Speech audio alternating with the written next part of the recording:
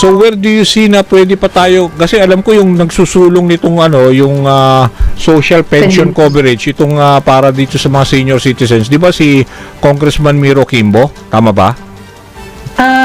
Yung isa sa mga author niyan sa ating Kongreso para mabigyan itong Universal Social Pension Fund, no? Maraming mga tumutulong sa atin ng mga mambabatas na para maaprubahan na ito sa Senado at sa House of Representatives. Maraming at saka mga grupo katulad nila Attorney Romy Macalintal, di ba? Yan ang mga active sa senior citizens benefits di ba? So nakikipag-ugnayan kayo diyan. Oo. Yan, nakikipalat. Yan tumutulong talaga para maprotektahan ang mga rights ng ating mga senior citizens. Oo. At saka yung babae, yung nakalimutan ko, na-interview ko na rin dito very active din siya sa mga benefits for senior citizens.